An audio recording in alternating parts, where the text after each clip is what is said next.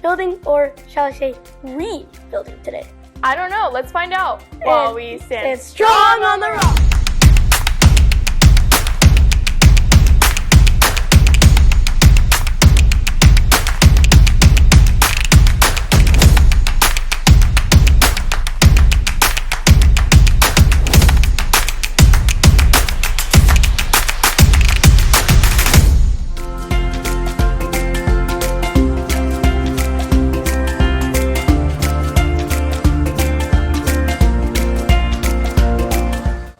Have you ever heard that your body's a temple? Well, today we're going to talk about that temple and how to rebuild it. Today's nugget of knowledge is rebuilding the temple. How do we rebuild our bodies? I honestly have no clue, but I think we have a skit. So let's go see. Let's go.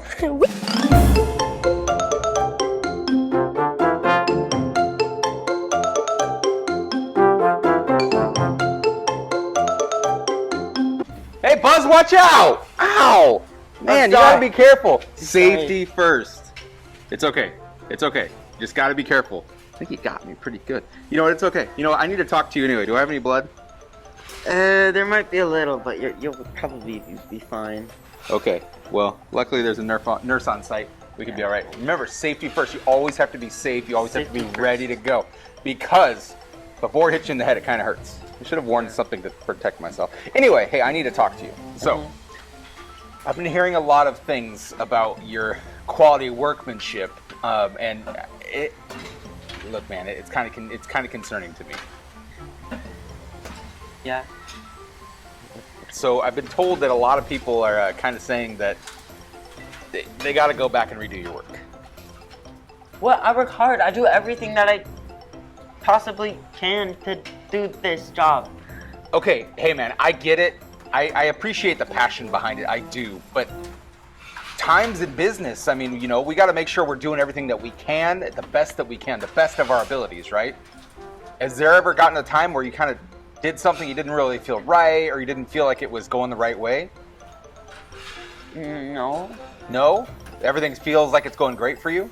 Well, I never said that. Okay, cool. Well, you know what the good news is? We are here to help you. See all these gray hairs that are up here? I'm old enough to be your dad. And you know what? I can actually walk you through how to do a lot of the things here at this job. Because, believe it or not, this is more than just hammering nails onto a board. Okay, let's not make a big deal out of nothing. I know how to hammer a nail into a board. Okay, cool. I'm not making a big deal of it. Are you making a big deal of it? No. Okay, good. Because we're not making a bigger deal of it. And you know what? Honestly, this job is more than just hammering a nail to a board. There's more. And I want to teach you a lot of the cool stuff that I've learned through the years. Well, I know other things too. Good. Like how to put on your uniform. Okay, and I see that. You look very fresh today. No blood on it at all. Nothing. In fact, you even got to keep all 10 fingers. I'm very proud of you. That's really good. What else do you know? What a helmet is. Okay. What's a helmet do? I don't know. Does the helmet say ow? No. Oh. Okay, very good. Well, like I said, there's lots of things I want to teach you how to do. And you know what? With the right tools and with the right training, you too can learn lots of cool stuff. How does that sound? Good. Sounds good, right? Okay, cool. Well, I'm going to teach you everything that I know, so that way you can keep all 10 fingers like I did. Just remember, when you don't know what to do, just ask for help. So you want me to ask for help when I don't know how to do something? Yes! Exactly! That's all I want. Ask for help. What if I know how to do it just different from the way you know to do it? Hey, I get that. And you know what? That's okay. Ask me anyway. If it feels weird, if it doesn't feel quite right, ask me. I'll be happy to help. So from now on, you're going to ask me for help, right? Yeah. Thanks, Max. You're welcome. Now get back to work. All right, let's get back to All right. work. Oh! Oh! That guy Buzz was really clumsy. He almost knocked out Max with that board. You know, that guy looked a lot like someone I know, but I can't really put my mind on it. That didn't really answer the question on how we rebuild our body. Well, you see, Buzz needed help, but he didn't want to ask. So I suppose that his attitude needed to be rebuilt a little bit. That makes a little bit more sense. but I still need a bigger answer. Fair enough. Let's see if I have one. Let's take a look at our Bible story and see if we can get just a teensy bit more information on that. Let's do it. This is the story about the God who loves us in the Bible. We find truth and purpose to love God and love others. We're searching God's word for things to discover. This book is alive, full of answers and godly advice. This book is alive. See the wonderful stories inside. Every day I'm searching, read through history and poetry. How much Jesus loves me. God's great story lives. There's no other book like this. This book is alive.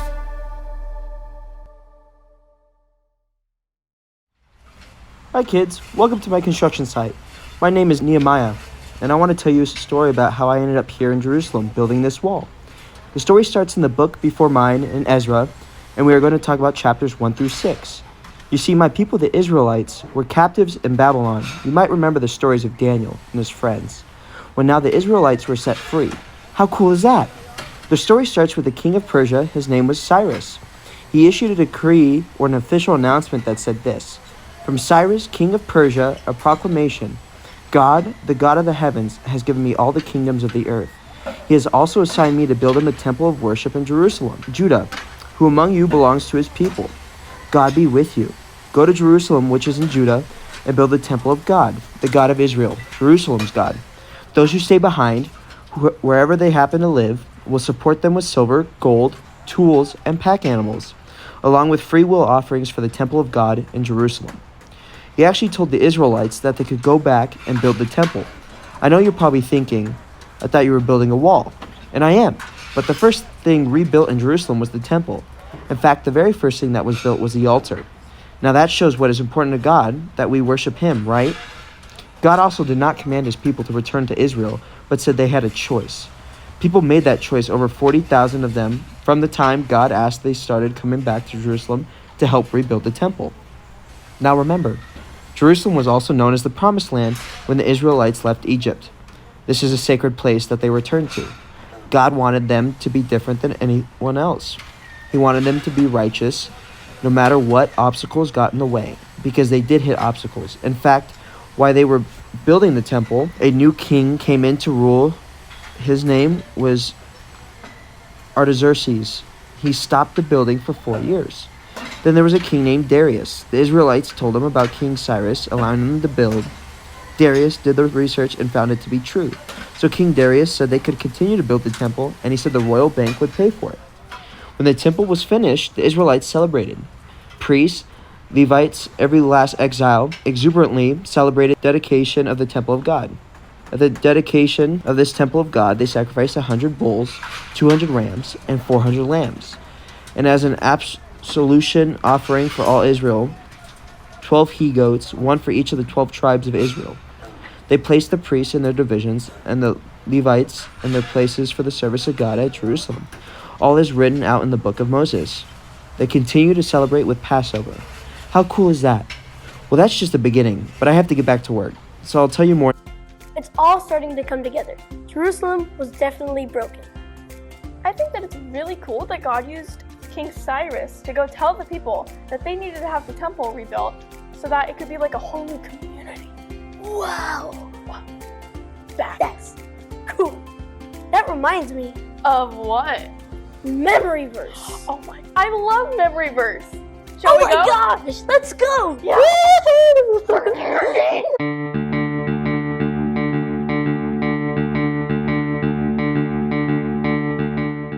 Hey, it's time for memory verse. Everybody stand up. We're gonna get started right now. So I'm gonna go first, And then I'm going to follow her. and then we're all gonna do it together. Woo! Colossians 3:23. Colossians 3:23. Work at everything you do Work at everything you do with all your heart. with all your heart. Work as if you're working. Work as if you're working. For the Lord. For the Lord. Not for human masters. Not for human masters. Good job, guys! Now we're gonna do it all together. Woo! On the count of 3. 1, 2, 2, 3. Colossians 3:23. Work at everything you do. With all your heart. Work as if you're working. For the Lord, not not for human masters. Great job, guys! Woo!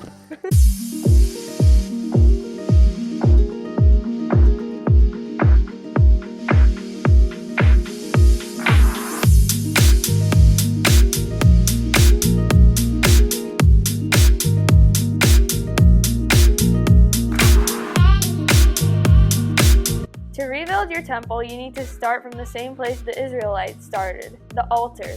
You're rebuilding from the inside out. Return to the sacred place. We're not the first Christians, and this is not a new religion. It's been around for thousands of years. The Bible as we know it has been here forever. Back during Ezra and Nehemiah's time, you had to find a special place to be with God. Now you can be anywhere to spend time with God, but do you? You are free to choose to be set apart. God is never going to force you to be in a relationship with Him. He wants time with you every single day, but He's not going to stop you in your tracks and make it happen. You have to choose God every day. Obstacles will come. You have to keep your focus, even if it means waiting. Just because you're a Christian doesn't mean everything's going to be perfect from now on. You'll still have problems. God will be there to help you, but you have to trust Him.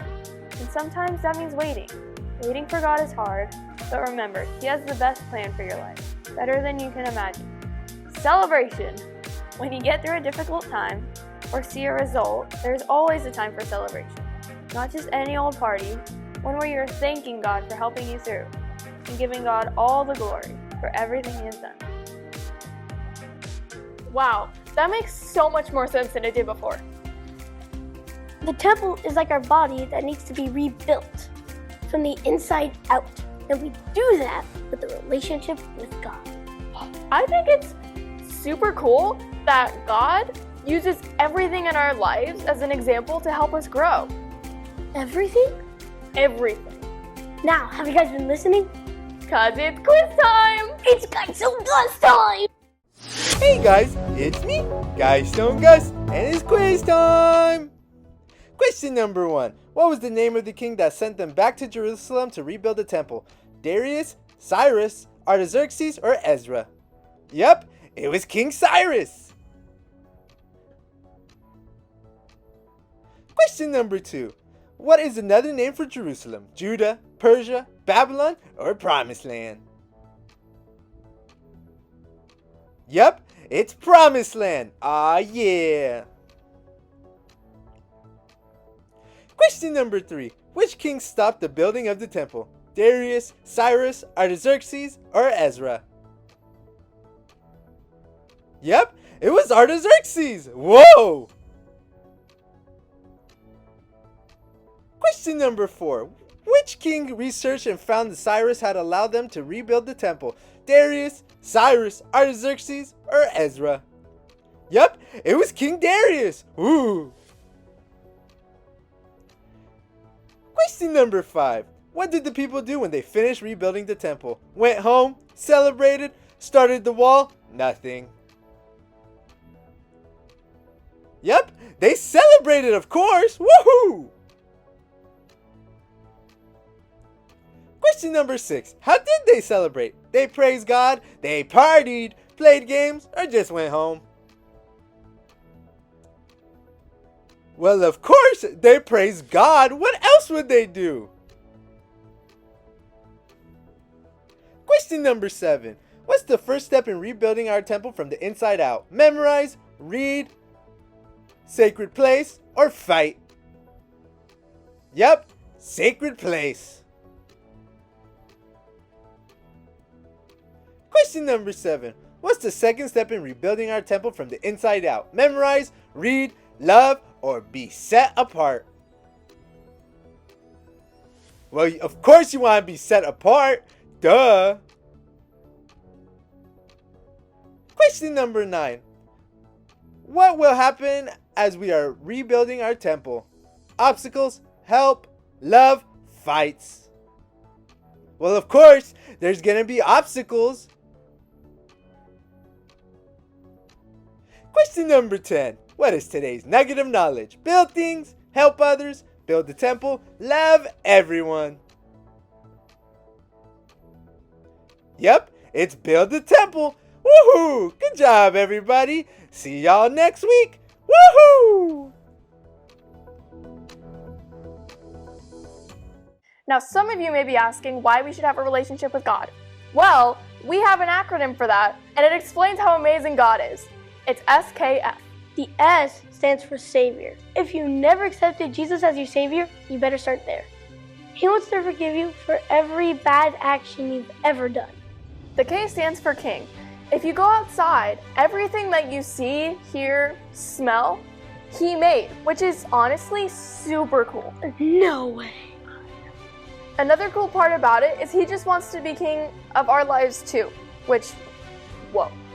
Finally, the F stands for friend. He doesn't want to be like a separated God. He wants to be your bestie. He wants to go through life with you. This is the best way to enjoy the climb.